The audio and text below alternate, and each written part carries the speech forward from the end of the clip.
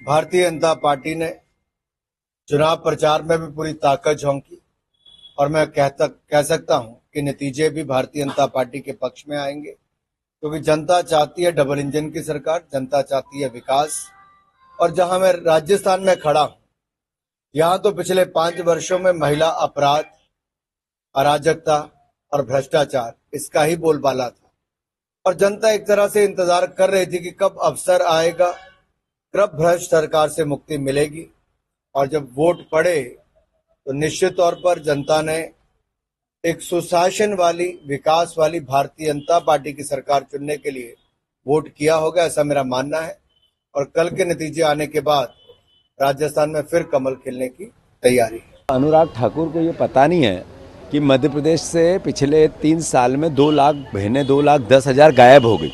उनको ये पता नहीं है कि नरेंद्र मोदी, जिनके वो मंत्रालय में मंत्री है, उनकी एनसीआरबी के आंकड़े बताते हैं कि यहाँ रोज 10 बलात्कार होते हैं। रोज बेटियों के साथ 100 बेटियों के साथ रोज एफआईआर लिखी जाती है, खिलाफ अत्याचार होते हैं। तो ये मध्य प्रदेश उसकी राजधानी है और राजस्थान कहाँ पहुँच गए, यहाँ है।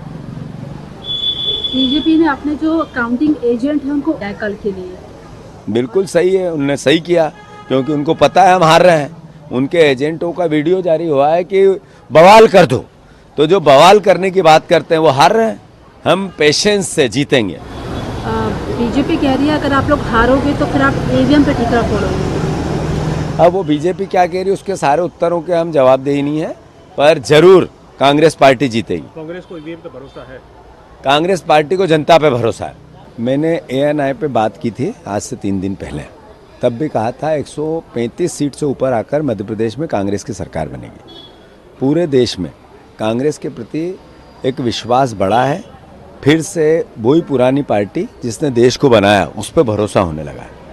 ये सबकी पार्टी है, भारतवासी की पार्टी है। मैं मानता हूँ मध्य प्रदेश का जन जन ये बोल रहा है कि कांग्रेस पार्टी की सरकार भारी बहुमत से बनेगी।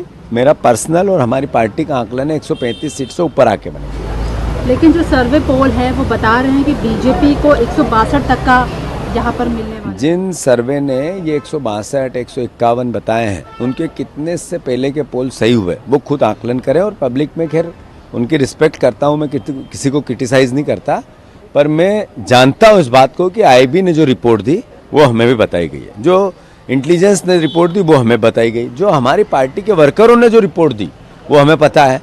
मैं उस विश्वास और भरोसे से कह रहा हूँ 135 सीट से ऊपर आकर कांग्रेस की सरकार करेगी।